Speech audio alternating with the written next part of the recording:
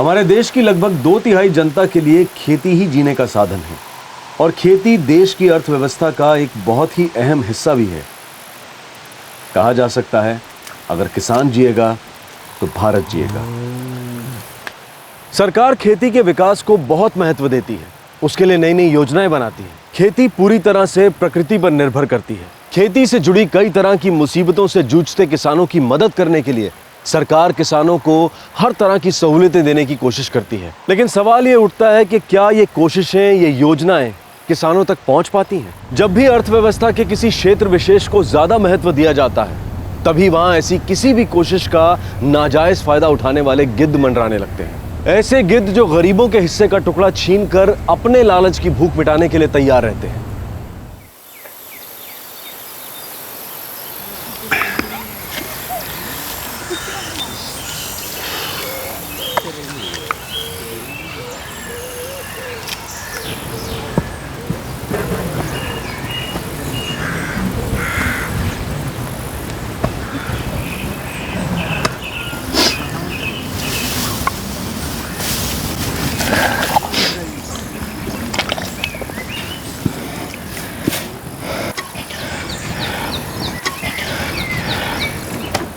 ये नीचे है ना, ये सारा निकालिएगा, हैं?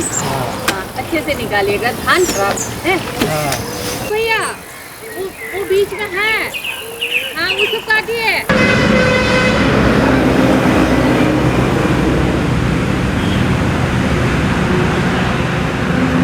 ये आपका सब्जी भाजी बोले थे, चाय बोले थे आप।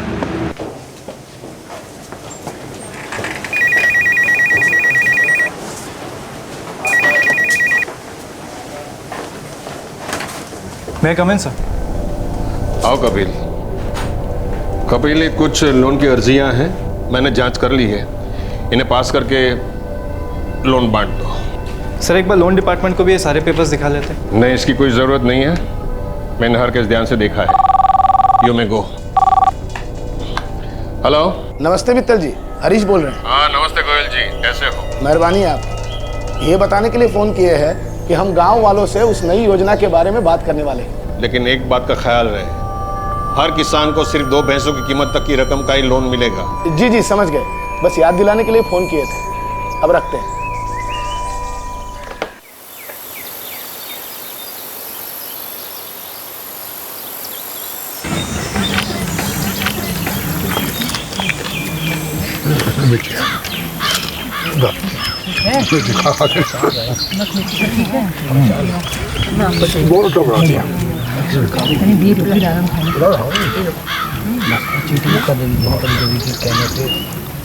अरे लक्ष्मण जी, क्या खबर लाए हो? सत्यनारायण जी, राकेश जी, राम राम।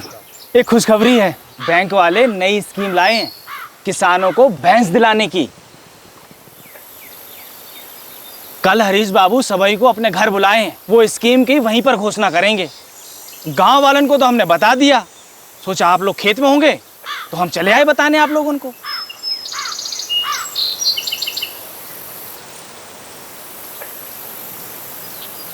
एक भैंस के लिए 30,000 तक का कर्जा बैंक देगी और एक किसान 2 भैंस के लिए अर्जी कर सकता है, तो कुल मिलाकर हुए 60,000। ठीक, मगर एक किसान को 2 भैंसन से ज़्यादा नहीं मिलेगा। लेकिन ये कर्जा हमको वापस कब करना होगा? अरे भाई कोई जल्दी नहीं है? आप लोग तो जानते ही है कि सरकार किसानों को कर्जा अदा करने के लिए काफ़ी वक्त देती है, तो बैंक के हिसाब से 1 साल या उससे थोड़ा ज़्यादा उतनी राहत तो मिल ही जाएगी और उसके बाद ही किस्तें शुरू होंगी। आराम से लौटाते रहना। अब बताइए, ऐसा मौका बार बार मिलता है का? सुनो सुनो सुनो, सब लोग ठीक से सोच लो। परसों से हम कागजात लेना शुरू कर देंगे। जिस किसी को भी ठीक लगे आ जाना और फार्म भर देना। उसके बाद हफ्ते भर में पैसे आपके खाते में आ जाएंगे और भैंस आपके घर में। ठीक है? ये वो हमें का करम बताओ, ये वो ठीक नहीं है। दुई लोगे दुई को पार। मौका तो अच्छा है, तुम क्या कहते हो? हाँ बाबूजी, घर में दूध आ जाएगा और जो दूध बचा वो डेयरी में बेच देंगे तो कुछ पैसा रुपया भी आ जाएगा। काम माँ, हमको तो लगता है फॉर्म भर ही दे तो अच्छा है।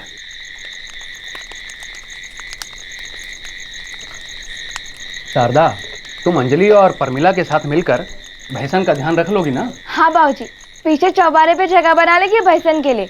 अम्मा, मैं और प्रमिला मिलके सब पाल लेंगे। साफ सफाई और दूध निकालने का काम हम ही कर लेंगे। सुभाष स्कूल से आवेगा ना तो संभाल लेगा, यही बहाने घर का कुछ काम सीख जाएगा। क्या सुभद्रा? भाऊजी, स्कूल तो शाम को छूटे थे। अरे तो तू कौन सा पॉप फटते उठ जाता है?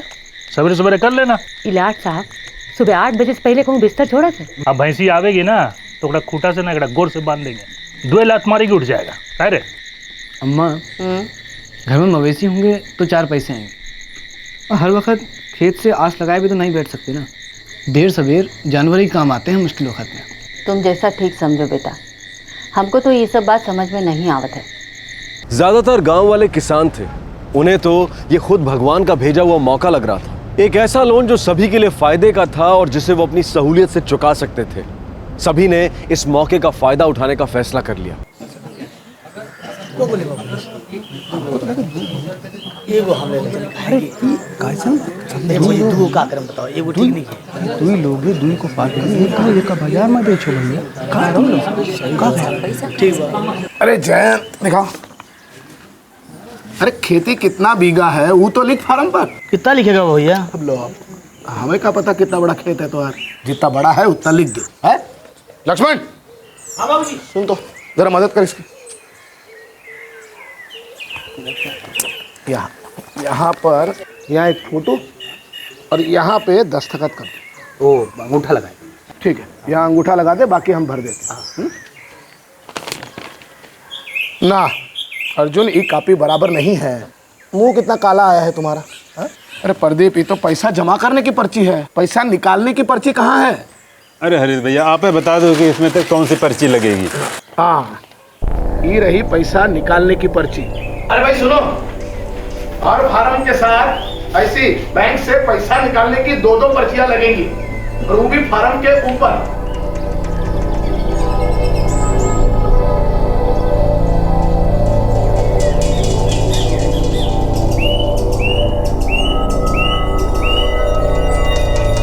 ला,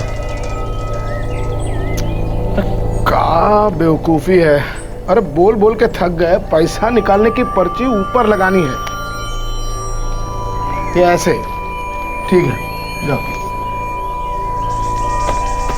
हाँ भाई, सब लोगों के कागजात तो आ गए, अब आप लोग फुर्सत से बैठ जाओ।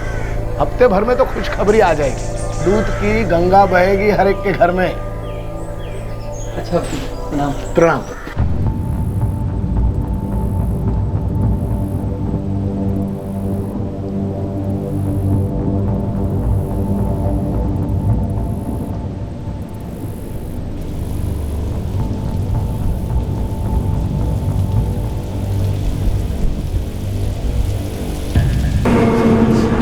आपके लिए रोटी भाजी। आपको चाचा? शंभू, एक आलू मटर, एक दाल तड़का, 2 रोटी।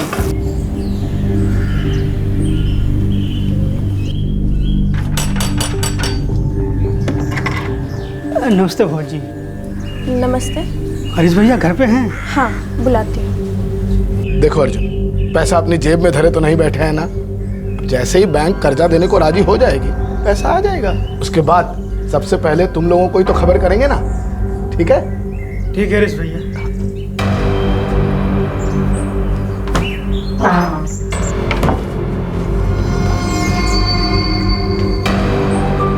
हरीश बाबू, 2 हफ्ता हो गया, आप तो कहे थे कि बैंक 1 हफ्ता में कर्जा दे देगी। देखो अजय, अब बैंक है, हमारे बाबूजी की तिजोरी तो है नहीं।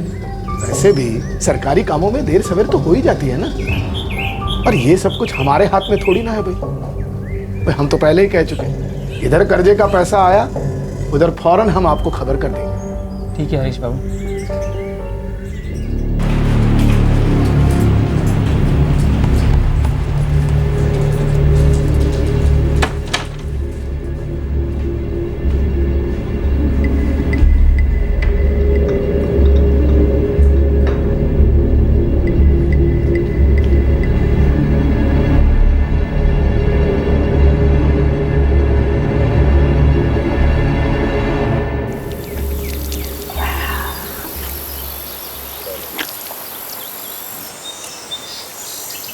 अब महीना भर तो हो ही गया।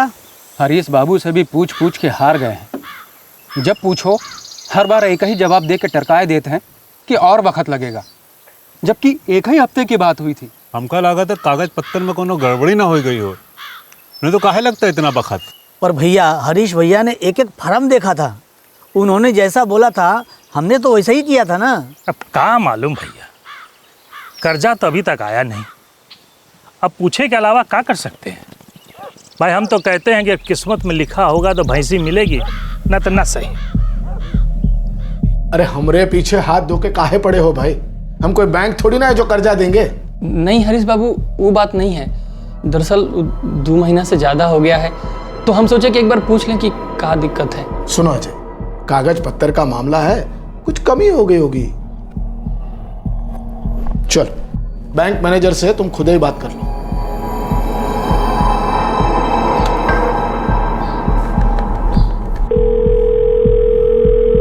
नमस्ते मित्तल साहब। अरे अब क्या बताएं, इन गांव वालों को लोन के लिए मदद करने की कोशिश किए थे। अब ये सब हमारी जान के पीछे ही पड़े हुए। अब लोन मिलने में दिक्कत हो रही है तो उसमें हमारी क्या गलती है बताओ?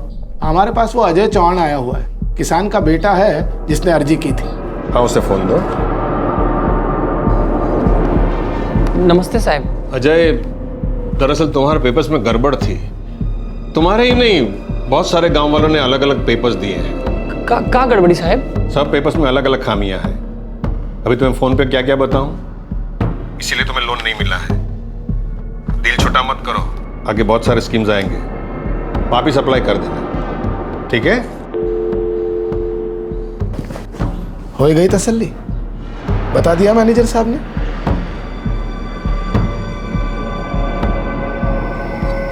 कोनो बात नहीं बाबूजी, जैसा चल रहा है वैसा चलता रहेगा। अब हमने जो सोचा था वो नहीं हुआ, सब अपने हाथ में थोड़ी ना होता है। हाँ वो तो है। सारे गांव वालों ने अपने घरों में भैंस बांधने का सपना देखे थे। अब जो अपने किस्मतें में नहीं है तो कैसे होता? अब देखते हैं आगे कुछ आता है तो। महीने बीते, बरसों बीते, बात आई गई हो गई। लोन के लिए आई स्कीम की बात को सब भूल गए थे। सारे किसान अपने सपने भुलाकर अपनी रोजमर्रा की जिंदगी में मशगूल थे। लेकिन 4 साल बाद 2010 में वो लोन जो उन्हें कभी मिला ही नहीं था, अचानक उनकी जिंदगी में दस्तक बनकर लौटा, और ऐसा लौटा कि उनमें से बहुत से लोगों को बर्बाद कर गया।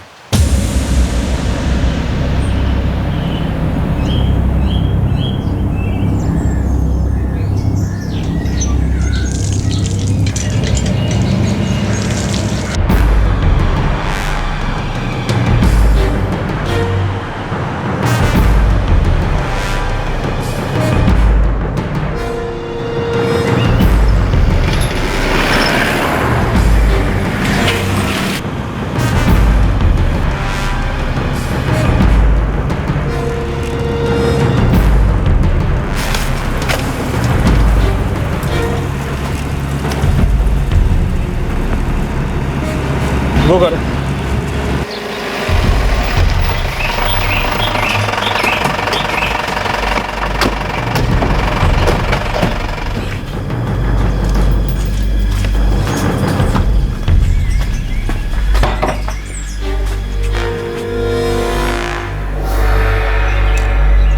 अजय चौहान ये रहता है? हाँ, वो हमारा बेटा है। ये नोटिस है उसके लिए। नोटिस? काहे का नोटिस? 2 हफ्ते में कर्जा चुकाना शुरू नहीं किया ना, तो अच्छा नहीं होगा तुम लोगों के लिए। हम बैंक के वसूली एजेंट हैं। अगर अगले 15 दिनों में सूद के साथ कर्जा चुकाना शुरू नहीं किए ना, तो कानूनन हम तुम्हारी ज़मीन छीन सकते हैं या और भी बहुत कुछ कर सकते हैं, समझी ना?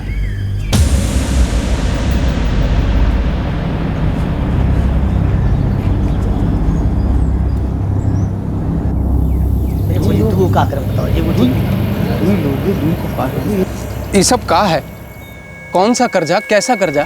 अच्छा, का कह रहे थे लोग? बोलत रहे थे कि कर्जा नहीं चुका है तो जमीन छीन लेंगे। अरे ऐसे कैसे छीन लेंगे? उनके पाप का राज है का? अरे जब हमने कोनो कर्जा लिया ही नहीं तो फिर काहे की धमकी और काहे की जबरदस्ती? क्या हुआ बाबूजी? कैसा नोटिस आया है? पता नहीं कहा है। बैंक से 3 लाख रुपया का कर्जा लिया गया है। जो 2009 में चुकाना शुरू करना था और अब तक इसका ब्याज 51,525 रुपया हो गया है। अगर 15 दिन के भीतर कर्जे का भरपाई करना शुरू नहीं किए तो हमारे खिलाफ सख्त कार्रवाई किया जाएगा। अजय बेटा ये भी पढ़ जरा, क्या लिखा है इसमें? अजय बेटा देखा जरा, क्या लिखा है? अजय क्या लिखा है इसमें? अजय बेटा ये एक कागजवा में क्या लिखा है? अजय बेटा देखा है। इसमें लिखा है सत्यनारायण काका के नाम पे 3 लाख रुपया का कर्जा है। राकेश चाचा आपके नाम पे 4 लाख रुपया का कर्जा है। राहुल तुम्हारे नाम पे 3 लाख का कर्जा और अर्जुन चाचा आपके नाम पे भी 3 लाख का कर्जा और जयंत काका हाँ और प्रदीप काका आप लोगों के नाम पे 4-4 लाख का कर्जा है। लेकिन बेटा हमने तो कभी कोई कर्जा लिया ही नहीं।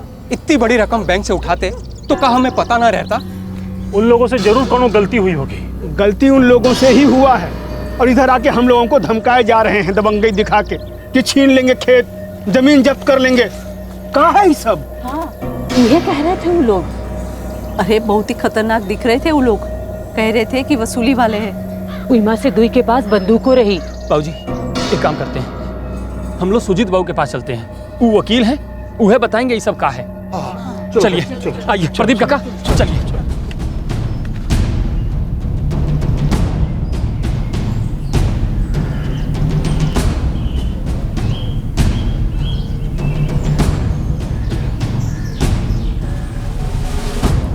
ये तो बैंक का नोटिस है। तुम लोगों का नाम लिखे हैं यहाँ, घर का पते भी दिए हैं। तुम लोग सच कह रहे हो कि तुम लोगों ने कर्जे नहीं लिए हैं? हाँ सुजीत बाबू, और इतनी बड़ी रकम हमको देगा कौन? सुजीत बाबू हमने कब लिया ये कर्जा? ये देखो इसमें लिखा है कि 2006 में कर्जे मिले हैं, अब हो गया 2010 यानी 4 साल पहले। और लिखा है कि सरकार ने कर्जा चुकाने के लिए 3 साल की छूट दी थी और पिछले साल यानी 2009 में कर्जे की भरपाई शुरू करनी थी। 2006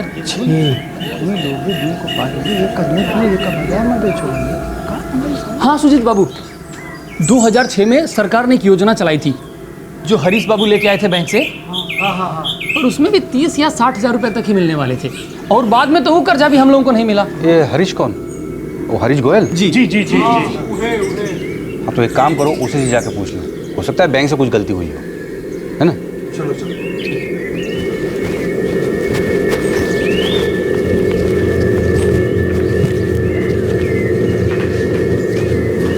ये कहाँ चला गया? चल के लक्ष्मण से पूछते हैं, वो हरीश बाबू का बहुत काम करता फिरता है। चलो चलो।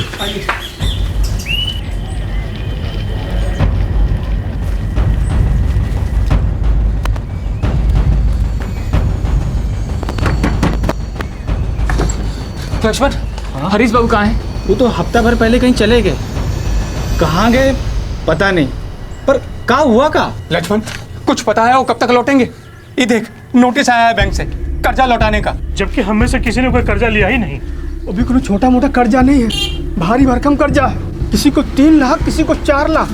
और बैंक की वसूली करने वाले लोग आ रहे हैं, वो सब चील कौओं की तरह से हमारे सर पे मंडरा रहे हैं। कह रहे हैं हमारे खेत छीन लेंगे, जमीन जब्त कर लेंगे। ये तो बहुत बुरा हुआ भैया।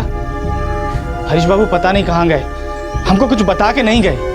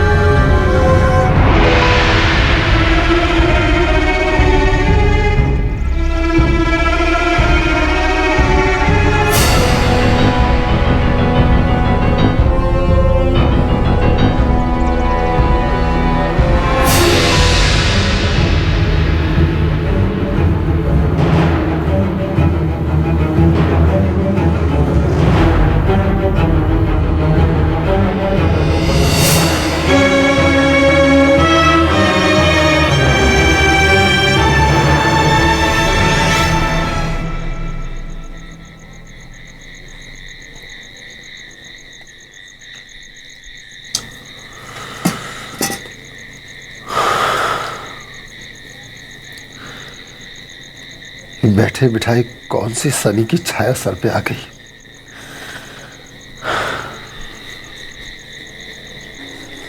दो ही निवाला खा लो, अपने आप को सुखा के तो कुछ हल ना निकलने वाला। निवाला मुंह में जाए कैसे शारदा? निवाला छीनने वाले तो तैयार बैठे हैं।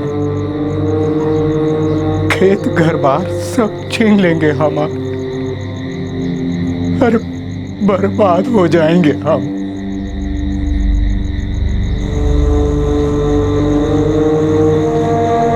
अरे ऐसे ही है, परेशानी कम थी का, बड़ी मुश्किल से तो गुजारा होता है।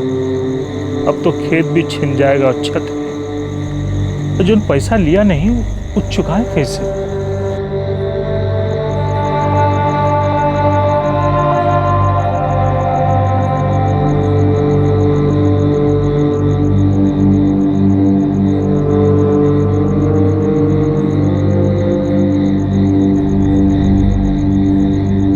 तुम लोगों के सबके खाते तो हैं ना बैंक में, हैं? नोटिस भी वहीं से आया है, तो तुम लोग सब वहाँ जाकर एक बार उनसे बात क्यों नहीं करते? देखो वहाँ जाके किससे क्या गलती हुई है। ऐसे सर पकड़ के बैठने से थोड़े हल निकलेगा।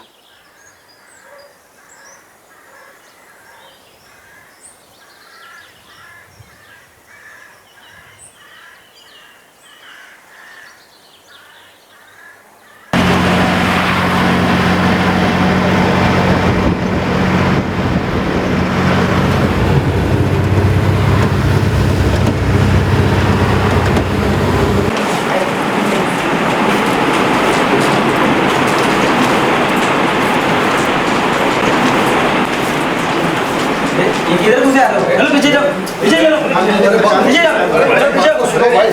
जाओ, पीछे। अरे भाई हमारी बात तो सुनो यार।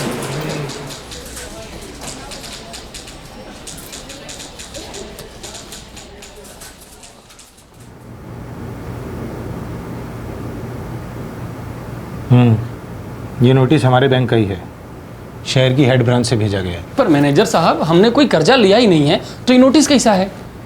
तो कर्जा हमें कौन देगा साहब? देखो तुम लोग कितनी भी बातें बना लो, मैंने खुद तुम लोगों के रिकॉर्ड चेक किए और पूरी जांच पड़ताल करने के बाद ये नोटिस तुम लोगों को भेजा गया है। कर्जा ले लिया तुम लोगों ने, पैसा पचा लिया और अब वापस करने के नाम पर मुकर रहे हो। साल 2006 में तुम लोगों को कर्जा मिला था, सुधीर मित्तल थे तब यहाँ के मैनेजर, याद आया कुछ? और जब कर्जा चुकाने का वक्त आया तो यहाँ खड़े होकर तुम लोग रोना धोना कर रहे हो। साहब हम लोग सच बोल रहे हैं, हमको कर्जा मिला ही नहीं। हाँ साहब, हम छोटे किसान हैं, कोई मालदार लोग तो है नहीं, हम क्या करेंगे इतना पैसा का? देखो इधर उधर बात घुमा फिरा के करना बंद करो। कर्जा लिया है तुम लोगों ने और ये बात हमारे वसूली डिपार्टमेंट में चली गई है। तुम लोगों ने कर्जा लेते समय जो जमीन गिरवी रखी थी जब्त हो जाएगी वो, और अगर नहीं तो फिर मामला जाएगा सीधा कोर्ट में। उसके बाद खेत खलियान घर बार सब बिक जाएगा। इसीलिए अच्छा होगा चुपचाप कर्जा वापस लौटा दो। नहीं साहब, कोई बड़ी गलती हुई है, हमने कोई कर्जा लिया ही नहीं है। गलती वलती कुछ नहीं हुई है। एक चीज़ है जिसमें मैं तुम लोगों की मदद कर सकता हूँ। हाँ साहब, अब आप ही मदद कीजिए ना।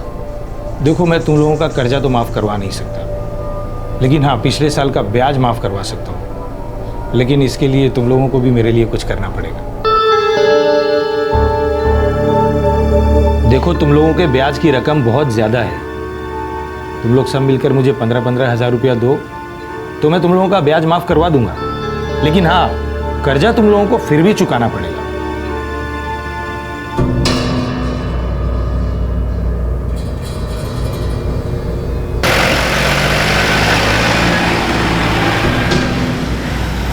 पहले उस हरीश गोयल ने हम लोगों को लूटा और अब ये बैंक मैनेजर भी गरीब के पेट पे छुरी चला रहा है, रिश्वतखोर। इतना पैसा कहाँ से आएगा? घर बार बेच के भी इतना पैसा ना हो पाएगा भैया। अब क्या करें हम, किसके पास जाएं?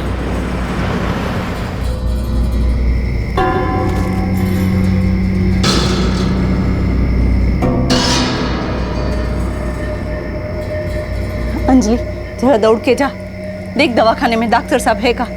तेरे बाबूजी का बुखार तो उतरे नहीं रहा है। जी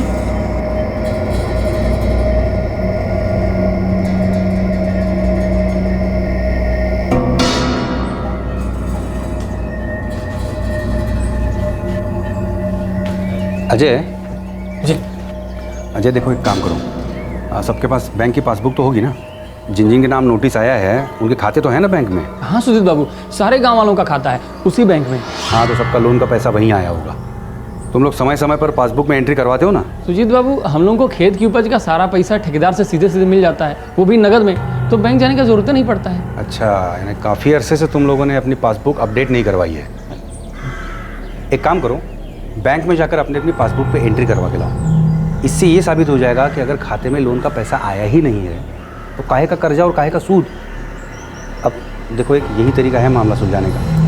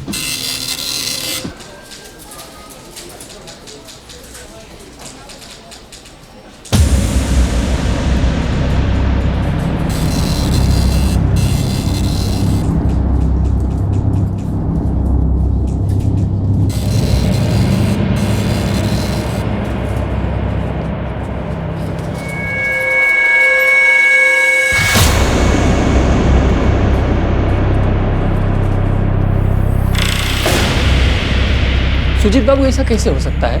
हम लोगों के खाता में पैसा आया और कब आया हमें पता ही नहीं चला। पैसा आया भी है और निकाल भी लिया गया है, वो भी कर्जा आने के 3 दिन के अंदर।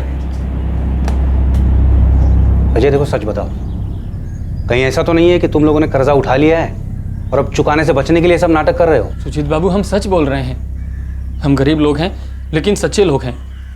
ये झूठ मकारी का पैसा हमसे हजम नहीं होगा। तुमने नहीं तो किसी ने तो लूटा है बैंक को। इतनी बड़ी बड़ी रकम जिसका खाता है उसकी विड्रॉवल स्लिप और साइन के बगैर कोई कैसे निकाल सकता है? हाँ, ये रही पैसा निकालने की पर्ची। अरे भाई सुनो, हर फार्म के साथ ऐसी बैंक से पैसा निकालने की 2-2 पर्चियां लगेंगी, और वो भी फार्म के ऊपर। सुजीत बाबू, ये सब उस हरामखोर हरीश गोयल का किया हुआ है। उसी ने हमें कर्जा दिलाने के लिए हमसे 2-2 पर्चियां ली थी। लेकिन तुमने तो कहा था कि तुम लोगों ने 30 या 60 हज़ार का कर्जा लेने के लिए अर्जी दी थी और लोन अमाउंट मंजूर भी नहीं हुआ था। हाँ, पर पैसे निकलवाने के लिए पर्चियां उसी ने ली थी। लूट के चला गया हम लोगों को, सब कुछ छीन लिया हम लोगों से। बुरे फंसे हो तुम लोग अजय। कहीं से कोई रास्ता निकलता नहीं दिखता, क्योंकि पासबुक के हिसाब से कर्जा खाते में आया था और पैसा निकाल भी लिया गया। अब अगर ये काम हरीश ने किया है तो भी साबित करने के लिए कुछ तो सबूत चाहिए ना। इसके लिए जांच पड़ताल करनी पड़ेगी। अब इस मसले पर कोई कुछ ठीक से बता सकता है तो वो है बैंक का उस समय का मैनेजर सुधीर मित्तल। सुजीत बाबू, अब आप ही बताइए, हम लोगों को क्या करना चाहिए? हम कहेंगे पुलिस में जाके शिकायत दर्ज करवाओ। हो सकता है हरीश को ढूंढने में वो मदद कर पाएं, और कुछ नहीं तो कम से कम इस बात का तो पता लगा सकें कि सुधीर मित्तल इस वक्त कौन से ब्रांच में नौकरी कर रहा है। उससे बात करके देखो शायद कोई रास्ता निकल आए।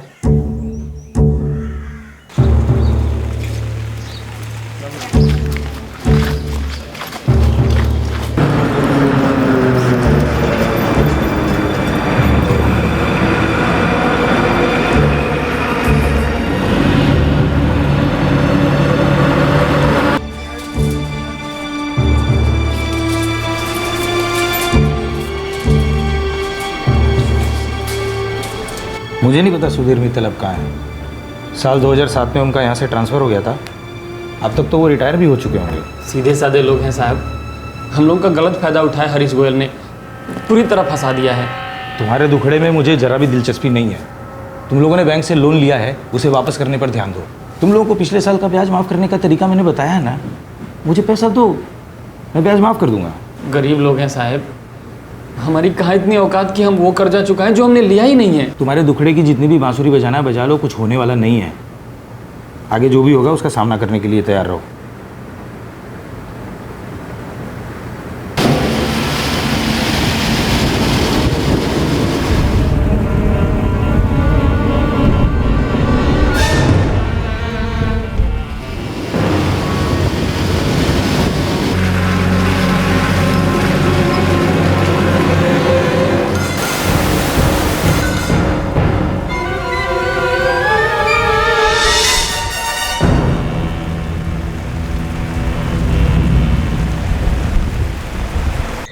भाई सत्यनारायण की तबीयत तो एकदम बिगड़ते जा रहा है। और वो वसूली एजेंट कह रहा है कि अब और मोहलत नहीं मिलेगी।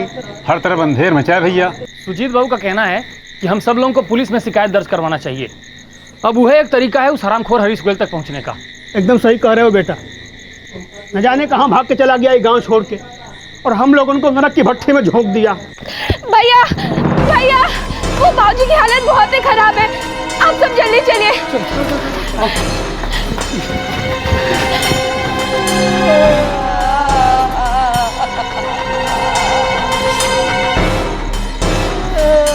काका खाली बेहोश हुए हैं, इनका सांस चल रहा है। अरे इनको तुरंत लेकर अस्पताल चलना चाहिए। प्रकाश जरा देख, कोई ट्रैक्टर का बंदोबस्त हो जाए। जा जल्दी जा।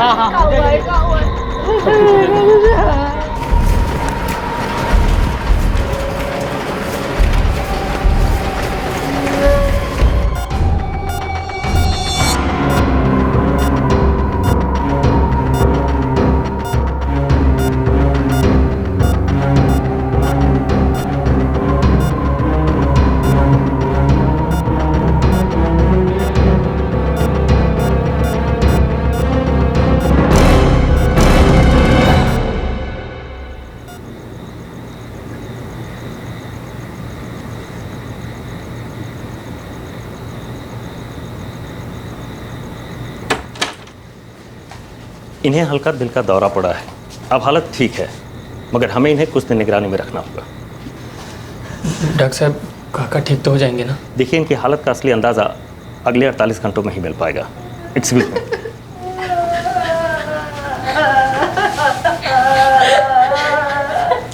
इससे पहले जी का जंजाल हम सबके सर पे आए, हम लोग को पुलिस में शिकायत दर्ज करवा देना चाहिए। समस्या का कुछ तो समाधान निकालना पड़ेगा, नहीं तो एक दिन हम सबके जान पे आ बनेगी।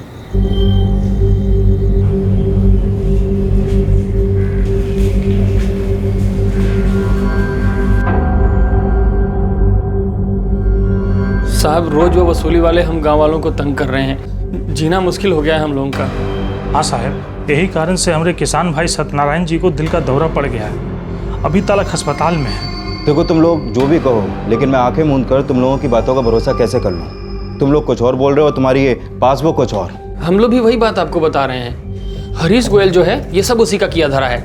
उसी ने हम गाँव वालों को लूटा और उसके बाद गाँव छोड़ के पता ना कहाँ भाग गया।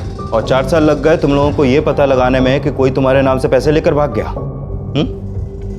देखो, मैं तुम्हारी बात मान भी लूं तो भी कानूनी तौर पर तुम लोगों के पास अपने बचाव के लिए कुछ भी नहीं है, और कोई भी इस मामले में बैंक की तरफदारी करेगा। उनका पैसा गया है तो वसूली तो होगी ना, और अपना पैसा मांगने से किसी को कौन रोक सकता है? और क्या शिकायत लिखूं मैं तुम लोगों की कि हरीश तुम लोगों को लूट कर भाग गया? किस सबूत पे लिखूंगा मैं ये तो तुम लोग बोल रहे हो कि उसने तुम्हारे दस्तखत करवा के तुम लोगों से विड्रॉल स्लिप ली और तुम लोगों ने दे भी दी।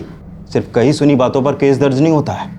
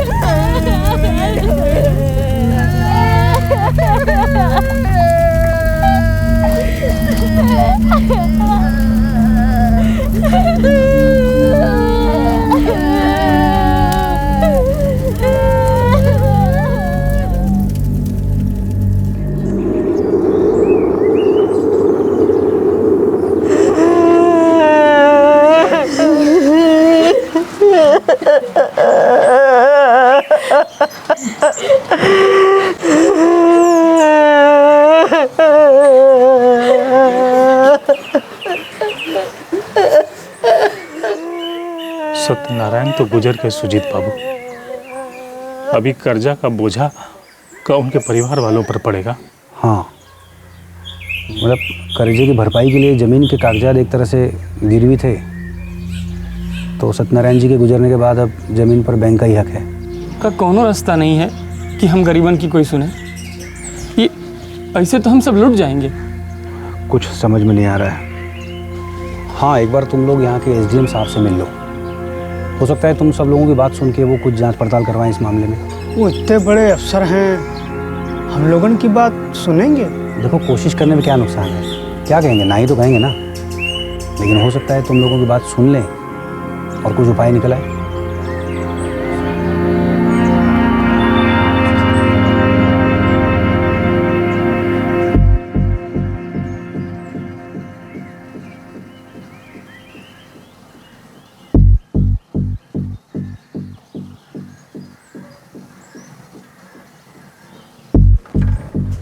जाओ साहब बुलाएं। साहब, हमको लगता है हरीश गोयल ही वो आदमी है जिसने हम सबको ठगा है। कैसे इतना बड़ा कर्जा लेने का हैसियत हम में से किसी का नहीं है।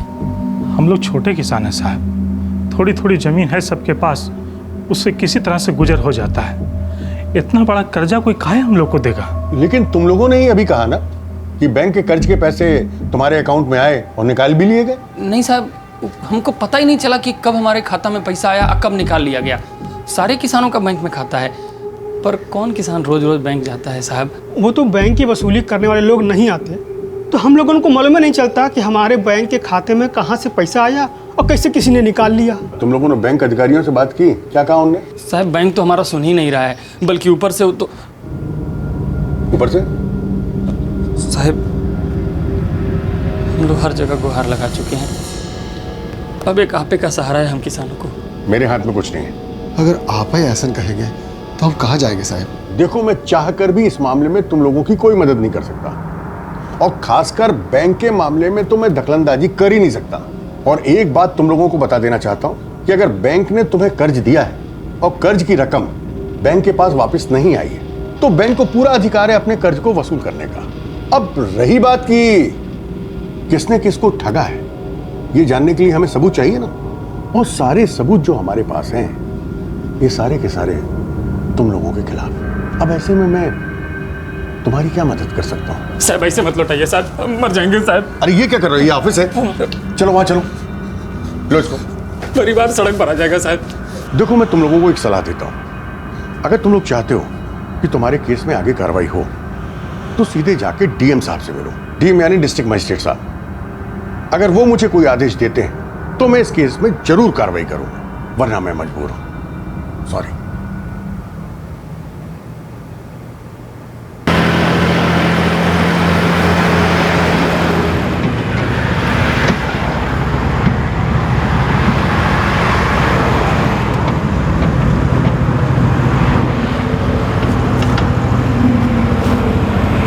अरे डीएम साहब ऐसे नहीं मिलते हैं, उनसे मिलने के लिए अर्जी देनी पड़ती है। देखिए साहब, हम लोग कोसपुर गांव से आए हैं, बड़ी परेशानी में है। अगर आप डीएम साहब से थोड़ी देर के लिए मिलवा देंगे तो बहुत मेहरबानी होगी। साहब 10 मिनट में अपनी बात कह के निकल जाएंगे, एक बार मिलने दीजिए। डीएम साहब को और भी बहुत से ज़रूरी काम होते हैं, वो ऐसे बिना अपॉइंटमेंट के किसी से भी नहीं मिलते हैं। ठीक है साहब, हम लोग यहीं बाहर बैठते हैं और वहीं इंतजार करते हैं। साहब को जब फुर्सत मिल जाएगा हम लोग को बुला लीजिएगा। अरे तुम लोग समझते क्यों नहीं हो? हैं? एक काम करो, वापस गाँव जाके एक चिट्ठी लिखो, मिलने की अर्जी तो डीएम साहब के नाम पे, फिर वो देखेंगे कि मिलना है कि नहीं मिलना है। अब जाइए आप, जाइए।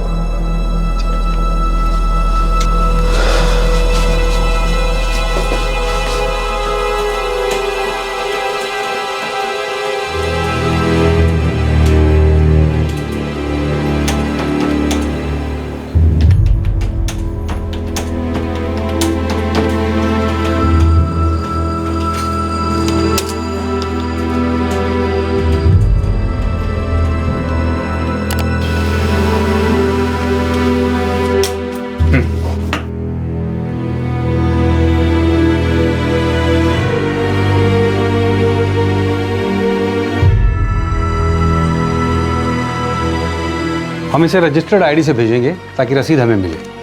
सबूत भी रहेगा कि डीएम ऑफिस को अर्जी मिल गई है, जिसकी रसीद हमारे पास रहेगी।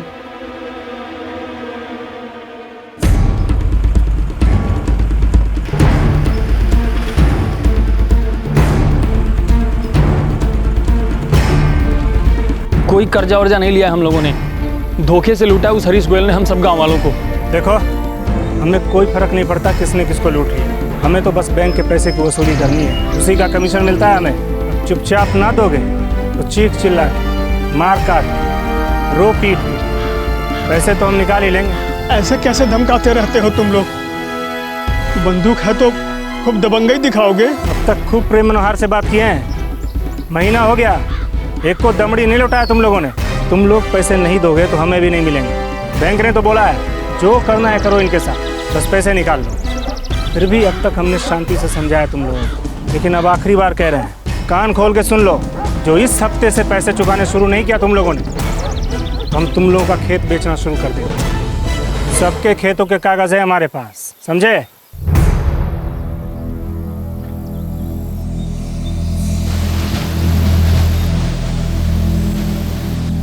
भाई 4 दिन हो गया है डीएम साहब को अर्जी दिए हुए। ये बड़े लोग हैं भैया, हम गरीब का दुख दर्द ना दिखे इन्हें। हमारी जान जाए तो जाए, पर इनके कान में जू न रहेंगी।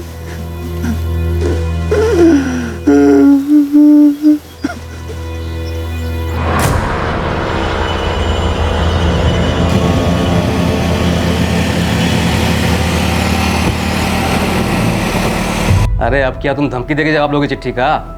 क्यों भाई, बस तुम ही चिट्ठी लिखे हो पूरे देश में? अरे साहब के पास कितनी अर्जियां आती है पता तुम्हें? साहब 1 हफ्ता से ज़्यादा हो गया अर्जी दिए, इधर हम लोग का जान जोखिम में पड़ा है। एक किसान सत्यनारायण काका मर चुके हैं और दूसरे प्रदीप काका का तबीयत भी बहुत खराब है। बहरे हो क्या तुम? अरे कितनी बार बताऊं, जब डीएम साहब चाहेंगे तभी अर्जी का जवाब देंगे, और नहीं चाहेंगे तो कोई जवाब नहीं देंगे। सब हम किसी को तंग नहीं करना चाहते हैं, बस एक बार हम हमारी बात डीएम साहब के सामने रखना चाहते हैं बस। अगर अब तुम यहाँ से दफा नहीं हुए ना तो हम पुलिस को बुलवा के तुम्हें धक्के मार के से बाहर निकलवा देंगे। अरे सीधी सी बात तुम्हें समझ में नहीं आती क्या? डीएम साहब नहीं मिलेंगे, चलो यहाँ से। दिमाग खराब करके रख दिया है।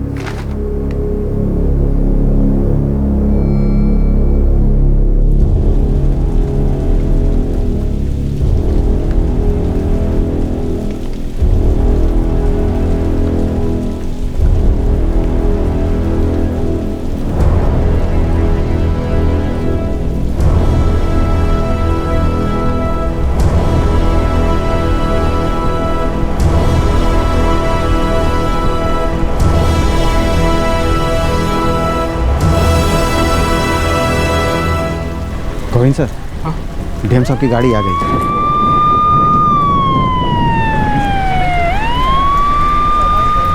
जब तक ये लोग तमाशा खड़ा ना कर ले, चैन नहीं मिलता लोगों को।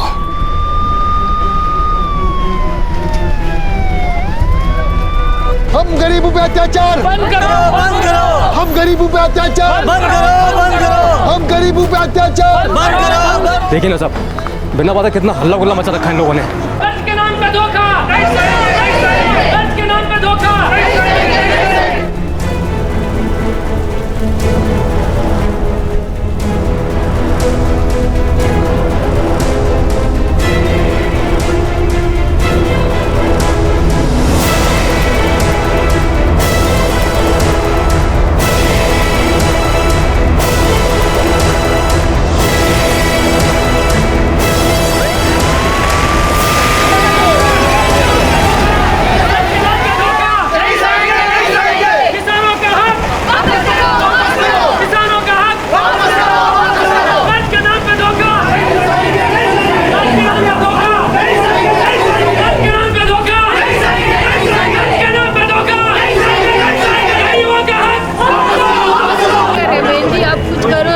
देखिए मैडम, यहाँ चोट लगी है। लेके आते हैं वो मैं खाने के मोहताज हूँ। छोटे छोटे बच्चे कैसे खाएंगे? कोशपुर के किसानों के धरने का आज तीसरा दिन है। बैंक ने इनके ऊपर कर्जे की अदायगी ना किए जाने का आरोप लगाया है, लेकिन इन किसानों का कहना यह है कि इन्होंने बैंक से ऐसा कोई कर्जा लिया ही नहीं है। कर्ज के नाम पे धोखा, कर्ज के नाम पे धोखा, गरीबों का हक, गरीबों का हक, गरीबों पे अत्याचार, गरीबों पे अत्याचार। अब इन किसानों के इस विरोध में 3 और पड़ोसी गांव के कई किसान शामिल हो चुके हैं, जो कि इसी बैंक से जुड़े ऐसे ही घोटाले का शिकार हुए।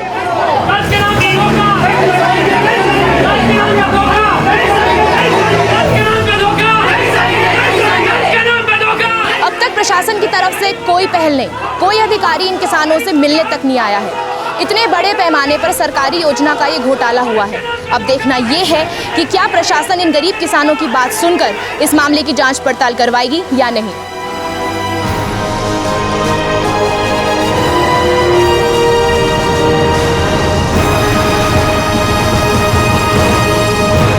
सर लाइन 4 पे एसडीएम साहब हैं।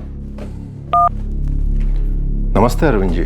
नमस्कार सिंह साहब। अरविंद जी, इतने सारे किसान एक साथ विरोध कर रहे हैं, कोई तो सच्चाई होगी इनकी कहानी में। जी सर, मुझे भी लगता है। आप फौरन इन लोन्स की इंक्वायरी के ऑर्डर्स दीजिए और पुलिस को जांच करने के आदेश दीजिए। Sure sir. और भी कई गांव ऐसे हैं जहां किसान झूठे लोन की शिकायत कर रहे हैं। आप हर एक गांव से कंप्लेंट चुनिए और उसकी शिकायत लिखवाइए और इन्वेस्टिगेशन शुरू कर दीजिए। श्योर सर, अभी करता हूँ। आखिर किसानों के विरोध प्रदर्शन से प्रशासन की नींद टूटी और इस मामले की जांच शुरू की गई। उनका निर्दोष साबित होना अभी बाकी था, पर कम से कम उनकी फरियाद तो सुन ली गई थी। मैंने तुम लोगों के पासबुक्स और नोटिस देख लिए हैं। अब हमें यह पता लगाना है कि हरीश गोयल कहाँ होगा। गांव में कोई रिश्तेदार है उसका? ना साहब, उसका कोनो रिश्तेदार नहीं है। एक लक्ष्मण नाम का आदमी है जो उसका करीबी है, पर वो कह रहा था कि हरीश गोयल एक हफ्ता पहले गांव छोड़ के पता ना कहाँ भाग गया। इस लक्ष्मण को लेके आओ। जी सर। साहब, वो वसूली वाले लोग हम लोगों को अभी भी परेशान कर रहे हैं। ठीक है, उन्हें हम देख लेंगे, लेकिन सबसे पहले हमें यह पता लगाना है कि यह सब कुछ हुआ कैसे। हरीश गोयल ने अकेले किया है या कोई और भी उसके साथ था? अभी तक कोई सबूत भी हाथ नहीं लगा है। बहुत सफाई से सब कुछ चूना लगा गया साहब। तुम लोग सब्र रखो, अभी जांच चल रही है, फैसला नहीं आया है। एक बार इस केस की गुत्थी सुलझे तो समझ में आए कि करना क्या है। साहब, हम तो हरीश बाबू का छोटा मोटा काम करते थे साहब। सब वो बड़े आदमी है साहब, उससे मेरा क्या लेना देना है साहब? लेना देना कुछ नहीं है, लेकिन उस तक तो तू ही पहुंचाएगा ना। चल सुनिए तो साहब, साहब हमको छोड़ दीजिए साहब। साहब एक दिन अचानक घर वालों को लेकर और सामान बांधकर कहीं चले गए। साहब हमको क्या, किसी को भी नहीं पता वो कहाँ गए। चल तेरी बात मान ली, वैसे कहाँ जा सकता है वो? सब सच में नहीं पता सर। ये हरीश गोयल जब से इस गांव से गया तब से उसका नंबर भी डीएक्टिवेट हो गया। उसको पता चल गया होगा कि बैंक वसूली के लिए नोटिस भेज रहा है, इसीलिए चुपचाप फरार हो गया। बैंक में जब भी कोई नई स्कीम शुरू होती थी तो गांव वालों को सबसे पहले वही बताता था, है ना?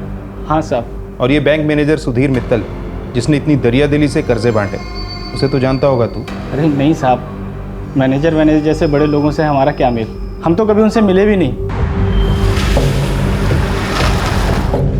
सर वो अजय बोल रहा था कि इस वक्त बैंक मैनेजर कोई अनुरुद्ध सिंह है। इस सुधीर मित्तल का पता लगाते हैं, उसे पता होगा कि लोन सैंक्शन हुए कैसे।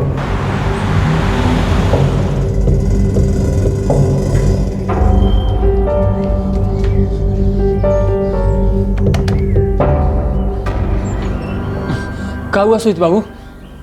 अजय, हम कोर्ट गए थे अपने काम से, तो हमें वहाँ खबर मिली कि बैंक के हेड ऑफिस को पता चल गया है कि डीएम साहब ने इस मामले की तहकीकात के आदेश दे दिए हैं।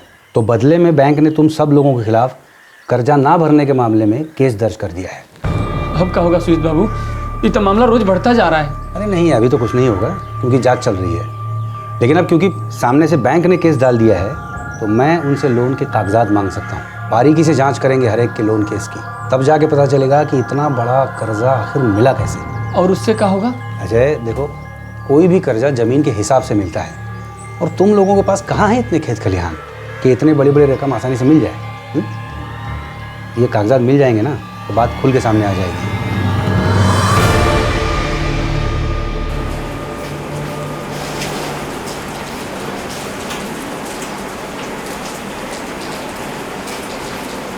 क्या जी सर, अभी 2 दिन पहले ही अनिरुद्ध जी को सीबीआई ने अपनी कस्टडी में लिया है।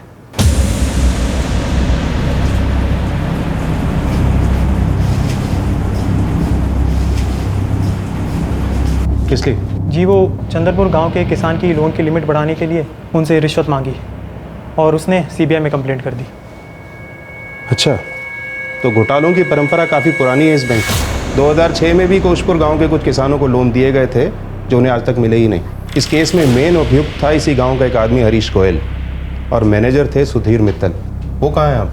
ये तो 4 साल पुरानी बात है और इस बैंक में मेरे को सिर्फ 2 साल हुए हैं। मेरे वक्त सुधीर मित्तल यहाँ पर नहीं थे। कोई तो होगा जो उनके बारे में जानता होगा। जी शायद कपिल राणा आपको कुछ बता सके।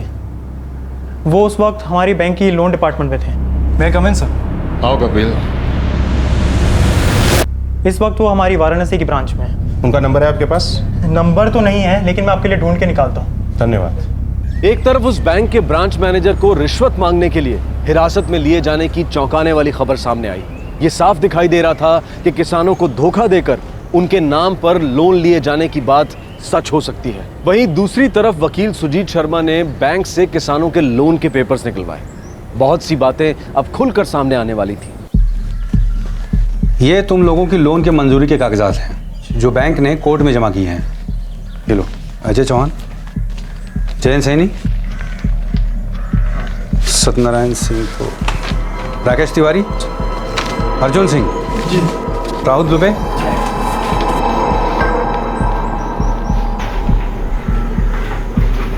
ये तो वही कागज है जो हमने भैंस के कर्जा के लिए हरीश को दिए थे।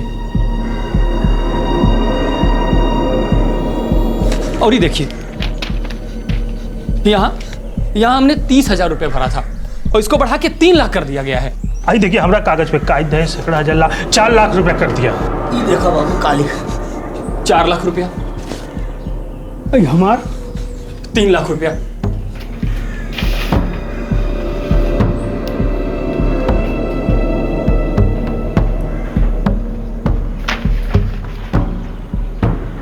सत्यनारायण जी की फाइल में भी 3 लाख लिखा है। ये तो सरासर धोखा है।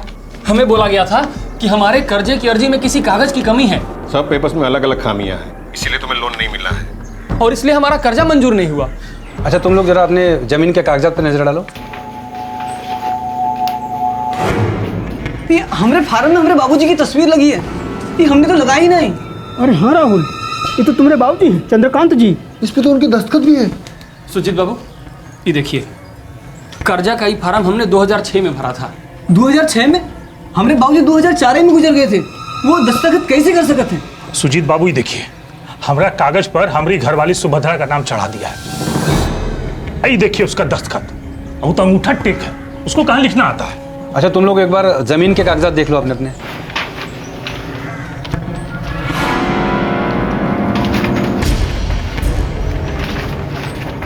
ये देखिए सुजीत बाबू, हमारे नाम पे इतनी बड़ी बड़ी जमीन है, इतना तो हमारा जमीन है नहीं है। आई देखिए, हमारा कितना बड़ा बड़ा खेत दिखाया है।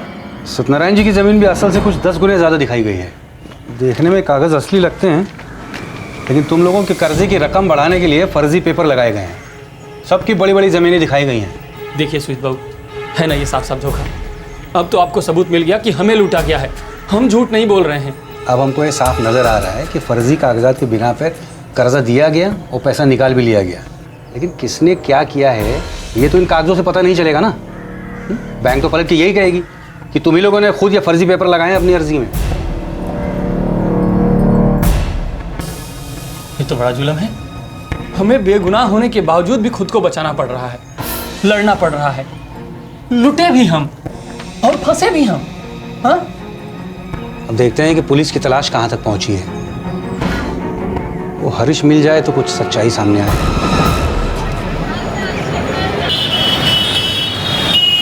सर, हम तो पहले भी लोन डिपार्टमेंट में एक छोटे से क्लर्क थे, आज भी क्लर्क ही हैं। मैं समझता हूँ कपिल, लेकिन जब तुम वहाँ लोन डिपार्टमेंट में काम करते थे और सुधीर मित्तल मैनेजर थे वहाँ, तब ये फ्रॉड हुआ है। तुम फौरन कोशपुर आ जाओ, बहुत कुछ पूछना है तुमसे। सर, ये हरीश गोयल के नाम का रेड अलर्ट जारी कर दिया गया हर जगह और हमारे खबरी भी काम पे लग गए हैं। इस हरीश की फ़ोटो है हमारे पास और आगे की जांच के लिए एसडीएम की परमिशन भी है। इसकी तस्वीर हर जगह लगवा दो, कब तक बिल में छुपा रहेगा। जी सर।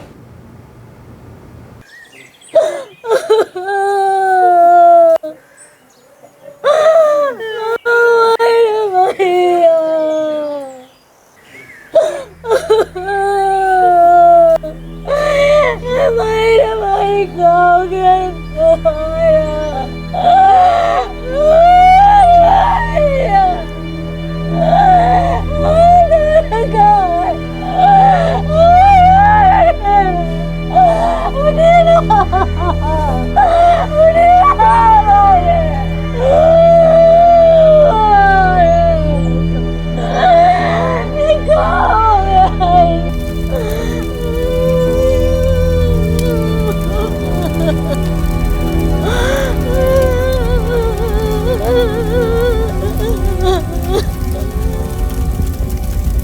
जितना जोर जबरदस्ती करना है कर लो। क्या करोगे?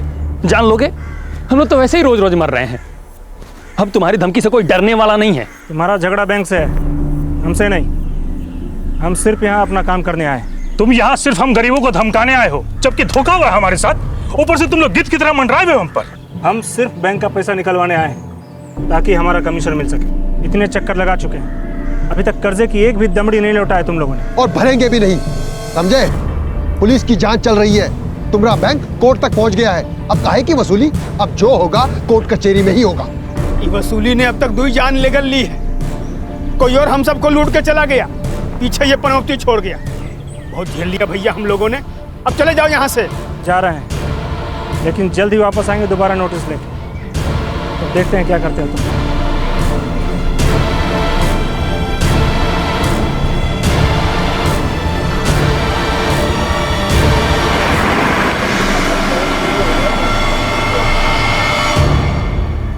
सर, जब तक सुधीर जी ब्रांच मैनेजर थे उन्होंने बहुत सारे लोन खुद ही सेंक्शन किए, और जो कि वो ब्रांच मैनेजर थे तो उनसे कोई सवाल जवाब नहीं कर सकता।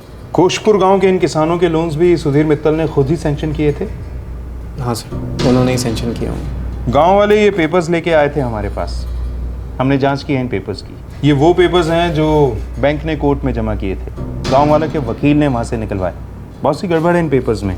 सभी लोन्स के लिए एक ही गारंटर है, हरीश गोयल। ऐसे कैसे हो सकता है कि कोई बैंक किसी के लोन के पेपर्स बिना देखे बिना परखे उन्हें लोन सैंक्शन कर दे? सर, हमने आपको बताया ना, सुधीर जी ब्रांच मैनेजर थे और एक बार उनका ओके का थप्पा लग गया सर, फिर कोई कुछ नहीं बोल सकता था। हो सकता है इस सब में वो भी शामिल हो। हाल ही में यहाँ का मैनेजर रिश्वत मांगने के इल्ज़ाम में पकड़ा गया है। कोई हैरत की बात नहीं कि इसमें सुधीर मित्तल भी शामिल हो। क्या तुम्हें सचमुच नहीं पता है कि उसका ट्रांसफ़र कहाँ हुआ है? और अगर वो रिटायर हो गया है तो कहाँ है? कोई तो होगा जो ये सब कुछ जानता होगा। सर, किसी को भी नहीं पता कि सुधीर जी कहाँ। दरअसल सुधीर जी का कभी कोई ट्रांसफ़र हुआ ही नहीं। 2008 में उन्हें सस्पेंड किया गया था और उसके बाद किसी को नहीं पता। क्यों सस्पेंड किया गया था? सर, इन्हीं लोन के सेंक्शन होने के बाद इनकी वसूली ना हो पाने पर बैंक में इंक्वायरी बैठी, और सर उसी से पता चला था कि लोन सेंक्शन में बहुत बड़े घोटाले हुए। कैसे सैंक्शन हो सकते हैं ये लोन? लोन डिपार्टमेंट आंख पर पट्टी बांधे बैठा है। किसने चेक किए थे? हमने रजिस्ट्रेशन ऑफिस में पता लगाया, जमीन के ज्यादातर कागजात जाली हैं। सर, सारे लोन सुधीर जी ने खुद सेंक्शन किए। हमारे पास ये पेपर्स उनके देखने के बाद ही, और एक बार उन्होंने सेंक्शन कर दिया तो हम कुछ नहीं कर सकते। सर, एक बार लोन डिपार्टमेंट को भी ये सारे पेपर्स दिखा लेते। नहीं, इसकी कोई ज़रूरत नहीं है। मैंने हर केस ध्यान से देखा है। कभी किसी के दिमाग में नहीं आया इन पेपर्स की अच्छी तरह से जांच करनी चाहिए? लाखों रुपए गया है बैंक का इन फर्जी पेपर्स पर दिए गए लोन से। कौन भरेगा ये? सर, ब्रांच मैनेजर ही फाइनल सेंक्शन देता, अब उनसे कौन सवाल करेगा सर? सबको पता था कि क्या हो रहा है, लेकिन किसी ने आवाज नहीं उठाई। क्यों? बैंक का काम है लोन देने का, और पैसे वापस आ जाएंगे। मैं देखूंगा कि पैसे वापस आ जाए। कैसे वापस आएंगे सुधीर जी? अगर किसान चाहें तो बैंक के खिलाफ फ्रॉड का केस कर सकते हैं अदालत में। मुझे एक बात बताइए, आखिर ये पैसे गए कहाँ? मुझे तो लगता है कि ये पैसे आपकी जेब में गए। इसके साथ मिलकर करते रहिएगा बन। ऐसा इल्जाम मुझ पर मत लगाइए। मैंने जो कुछ भी किया है बैंक के लिए ही किया है। बैंक के लिए नहीं, आपने अपने लिए किया है। बैंक को लूटा है आपने। लूटा है मैंने?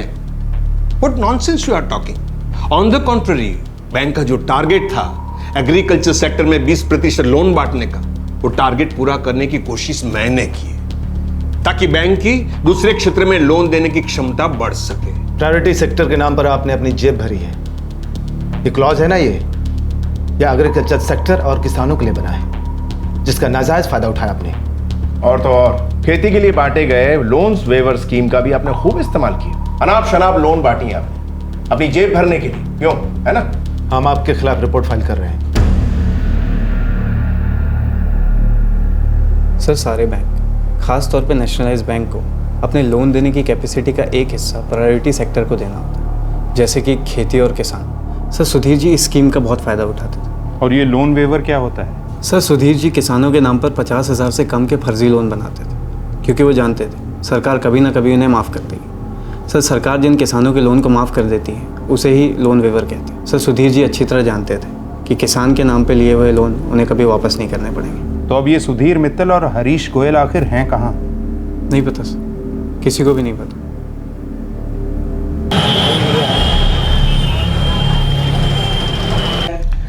प्रताप जी, ये प्लान ए, ये प्लान बी, इन दोनों का कॉम्बिनेशन गजब का कॉम्बिनेशन है। जब तक आप 55 के हो जाओगे, ये स्कीम आपको कम से कम हर साल 12 लाख का फायदा देती रहेगी। ये देखिए प्लीज। लेकिन ये स्कीम तो कुछ और ही बोल रही है। प्रताप जी, अब मेरी बात सुनिए, दिन रात में यही काम करता हूँ। ये 3 पॉलिसी मिला के मैंने खास पैकेज तैयार किया है। ये लीजिए, लाइफ सिक्योर्ड, प्रीमियम कम और 10 साल के बाद पैसे वापस।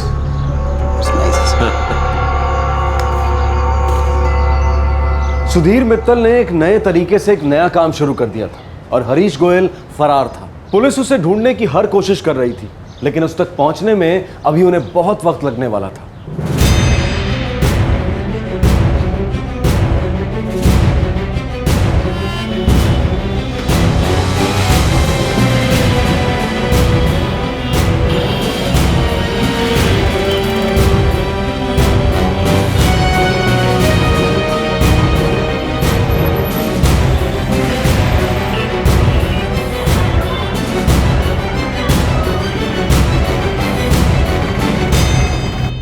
हमने कोई कसर नहीं छोड़ी है, लेकिन ये केस अब तभी आगे बढ़ेगा जब ये हरीश गोयल हमारे हाथ लगेगा। हमें लगता है कि उसने ये fraud branch manager Sudhir Mittal के साथ मिलकर किया है। साहब उस मैनेजर का कुछ पता चला? वो भी गायब है, लेकिन एक बार ये हरीश गोयल हाथ लग गया तो मैनेजर भी मिल जाएगा। साहब, तब तक ही कर्जा का तलवार तो हम सब पे लटकता रहेगा ना। हमने उन वसूली वालों से साफ कह दिया है, वो तुम में से किसी को भी परेशान नहीं करेंगे। बड़ी कृपा है साहब, बस एक बार ये सब हमारे सर से हट जाए तो खुल के सांस ले पाएंगे। हम समझ सकते हैं तुम लोगों के दिल पर क्या बीत रही है। हमारा यकीन करो, हमारे हाथ में जो भी है हम वो कर रहे हैं।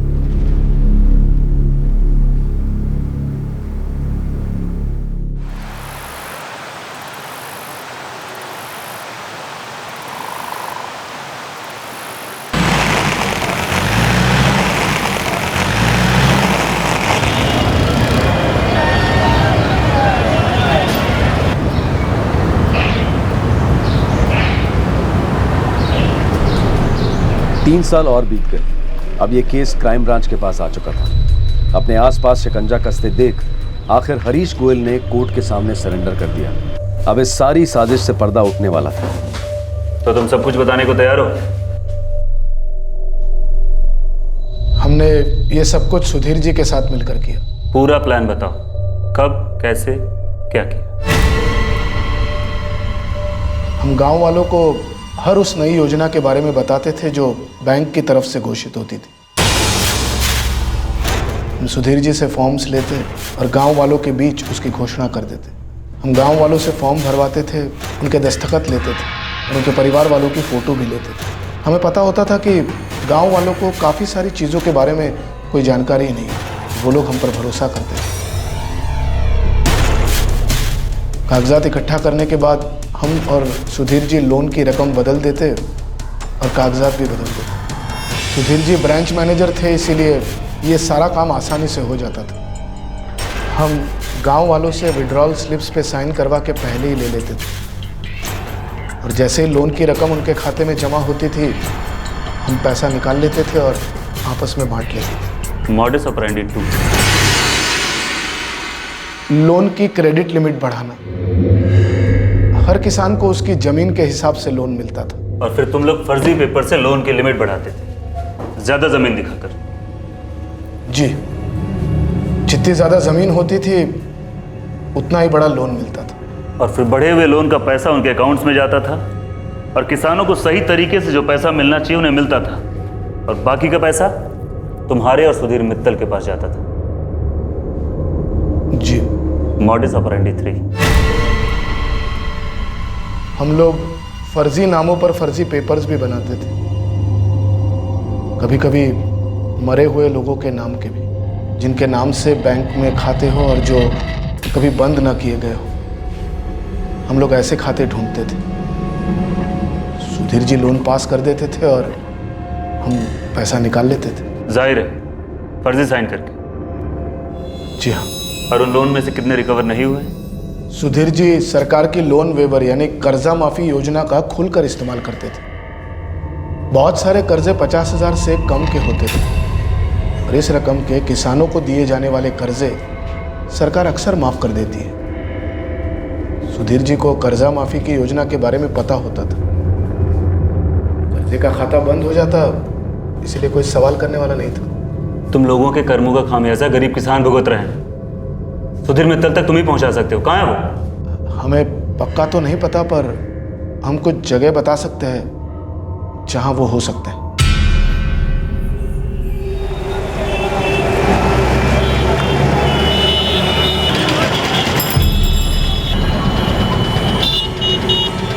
मैं इज्जतदार सीनियर सिटीजन हूं, इसमें मेरा कोई हाथ नहीं है। आपको अपनी बात कहने का पूरा मौका दिया जाएगा, बस चुपचाप हमारे साथ चलिए।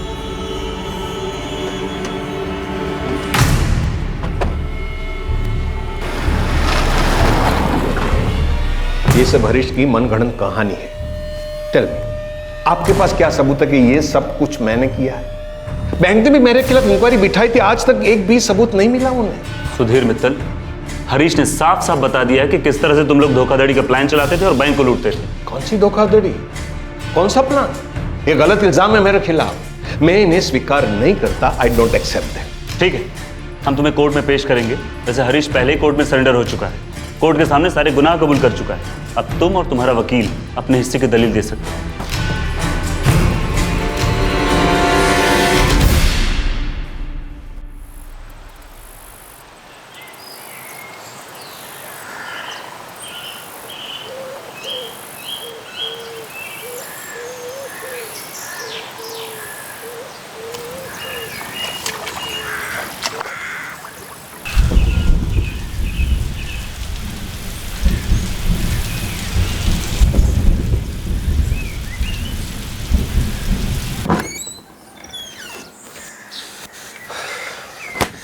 कम से कम अब खुल के सांस तो ले सकत है।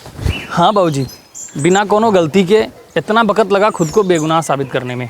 हाँ बेटा, सुने थे गिद्ध सिर्फ लाशन को ही नोचते हैं, लेकिन ये तो कलयुग है, जीते जागते इंसानों को भी नोचते हैं ये गिद्ध। चल बेटा दुकान पे चल। ठीक है बाबूजी। चल प्रकाश, चला जा।